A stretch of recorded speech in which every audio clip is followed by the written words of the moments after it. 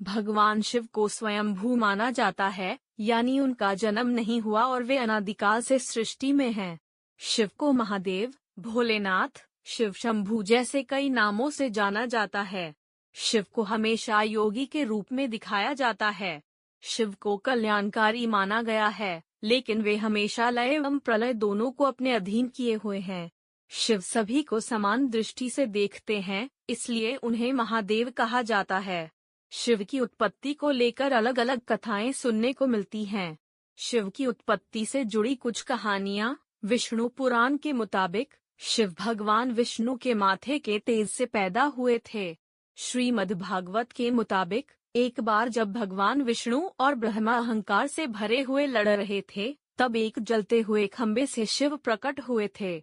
विष्णु पुराण में एक और कहानी के मुताबिक ब्रह्मा को एक बच्चे की जरूरत थी, इसलिए उन्होंने तपस्या की।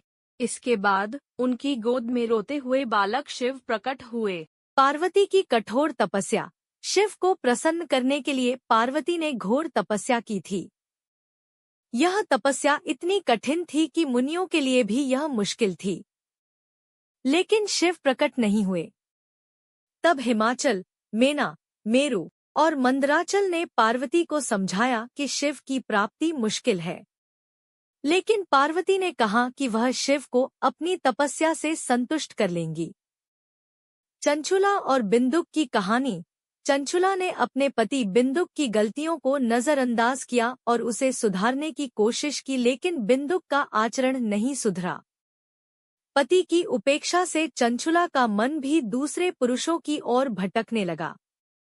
कुछ दिनों बाद बिंदुक की बीमारी से मृत्यु हो गई।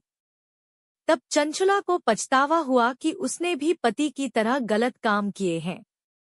उसने शिव पुराण की कथा सुनी और शिव जी की भक्ति करने लगी। शिव के जन्म की कहानी। श्रीमद् भागवत के मुताबिक जब भगवान विष्णु और ब्रह्मा अहंकार से अभिभूत होकर लड़ रहे थे, तब एक जलते हुए खंभे से।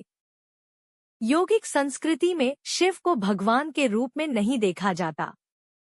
वे एक ऐसे व्यक्ति थे जो इस भूमि पर विचरण करते थे और हिमालय क्षेत्र में रहते थे। योगिक परंपराओं के मूल स्रोत के रूप में मानव चेतना के निर्माण में उनका योगदान इतना अभूतपूर्व है कि उसे नजरअंदाज नहीं किया जा सकता।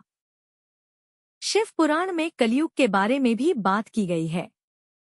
शिव पुराण के अनुसार कलयुग में अधार्मिक और असंस्कारी लोग सत्ता हासिल करेंगे और वे जनता की सेवा और सुरक्षा करने में असफल होंगे। वे केवल जनता का धन लूटेंगे। इसके अलावा कलयुग में अंधकार बढ़ेगा और अशुभता व्याप्त होगी। शिव पुराण के अनुसार जब माता पार्वती भगवान शिव से पूछती हैं कि सबसे बड़ा धर्म क्या है, तो भगवान शिव कहते हैं, सत्य का साथ देना ही सबसे बड़ा धर्म है और कलयुग में इसी की हानि होगी। जब घोर कलयुग आएगा तो मनुष्य पाप, अधर्म, दुराचार, असत्य और दूसरों की निंदा करने जैसे कृत्य से लिप्त होगा। कलयुग में अनैतिक रूप से धन कमाना, पुरुषों का मन पराई स्त्रियों में आसक्त होगा, नास्तिक, मूर्ख और पशु बुद्धि और माता पिता से द्वेष रखना आम हो जाएगा। भगवान शिव को आदिदेव, आदिनाथ और आदियोगी कहा जाता है। शिव को त्रिदेवों में संहार का देवता माना जाता है। शिव को हमेशा कल्याणकारी माना जाता है, लेकिन वे लय और प्रलय दोनों को अपने अधीन रखते हैं। शिव को महादेव भी कहा जाता है क्योंकि वे सभी को समान दृष्टि से देखते हैं। शिव को सौम्य और रौद्र दोनों रूपों में पूजा जाता है। शिव को भूतपति भी कहा जाता है क्योंकि वे भूत प्रेत या पंचभूतों के स्वामी हैं। शिव को नटराज भी कहा जाता है क्योंकि वे तांडव नृत्य के प्रेमी हैं। शिव के कई नाम हैं, जैसे महेश, रुद्र, गंगाधर, भोलेनाथ, गिरीश। शिव की सबसे ज्यादा पूजा लिंग स्वरूप में ही की जाती है। शिवलिंग को विश्व की संपूर्ण ऊर्जा का प्रतीक माना गया है। शिवलिंग का अर्थ अनंत भी है, जिसका मतलब है कि इसका कोई अंत नहीं है, न ही प्रारंभ।